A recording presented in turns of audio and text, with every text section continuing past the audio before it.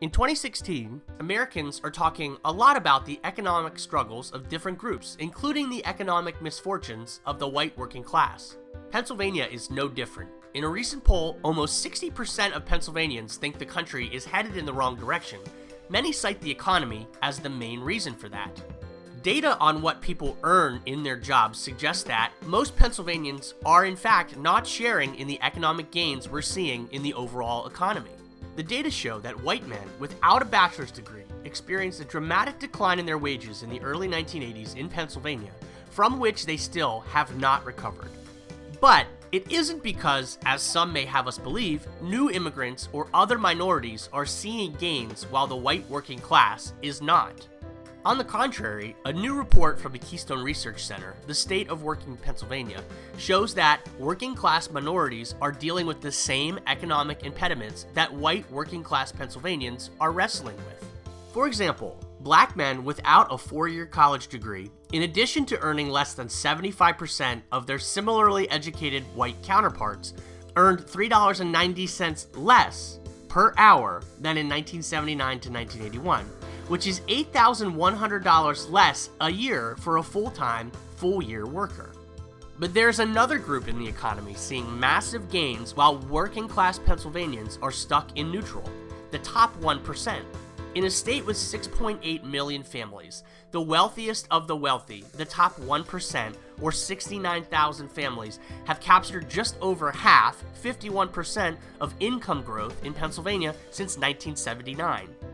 That's a radical redistribution of income. There are fundamental changes that need to take place in order to have an economy that works for all of us, and it's all about opportunity and wage growth. We call it an agenda to raise Pennsylvania's pay. This agenda is as opposed to the way many elected officials in Pennsylvania would like the state to continue to work. A trickle-down economic theory that carves out giveaways for those at the top and leaves the rest of Pennsylvania families to fend for ourselves. Our plan is very different. Among other items, the agenda to raise Pennsylvania's pay would establish a Jobs That Pay task force and action plan. The Wolf administration should create a task force on jobs that pay that focuses his entire state government team on the need to raise middle-class pay. Anytime the state provides funding or regulates an industry, it needs to consider how that action can be used to raise the pay of Pennsylvanians of every race, ethnicity, gender, and education level. Raise the state minimum wage. It may seem simple, but the inflation-adjusted minimum wage is over 25% below what it was in 1968. Moving the minimum wage to $12 by 2020 would benefit about a third of the Pennsylvania workforce directly and indirectly.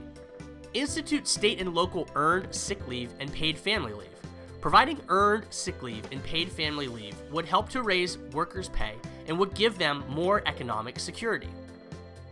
Strengthen worker voice and collective bargaining rights. The data shows that the single largest factor suppressing wage growth for middle-wage workers over the last few decades has been the erosion of collective bargaining, which has affected both union and non-union workers alike. Making it easier for willing workers to form unions will help give workers the leverage they need to bargain for better wages and benefits and set high labor standards for all workers. Invest in infrastructure.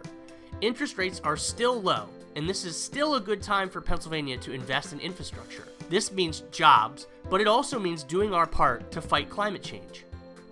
Invest adequately and equitably in schools. This restores teacher and support staff jobs cut over the last few years, but also allows our schools to cultivate well-rounded students who have the skills necessary to succeed in the workplace. Launch the Bring Good Manufacturing Jobs Back to Pennsylvania initiative. Manufacturing remains vital to Pennsylvania's wealth creation, creating family-sustaining jobs and strengthening our overall economy. Pennsylvania should implement a bipartisan Bring Good Manufacturing Jobs Back to Pennsylvania strategy to retain and create new manufacturing jobs in-state.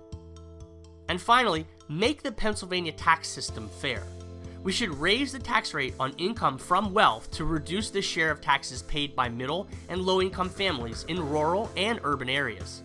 Stunningly, after nearly 4 decades of wage stagnation and decline, a significant portion of Pennsylvania's legislature favors an agenda to lower Pennsylvania's pay even further. This includes lowering construction workers' pay, not raising the minimum wage, weakening collective bargaining rights for workers, and cutting corporate taxes further so that we rely even more on tax dollars from middle-class and lower-income families. Our agenda to raise Pennsylvania's pay offers ways that, together, we can create a Pennsylvania economy that works for everyone.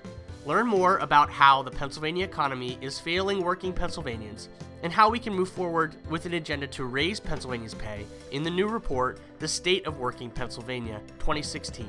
Find it at keystoneresearch.org.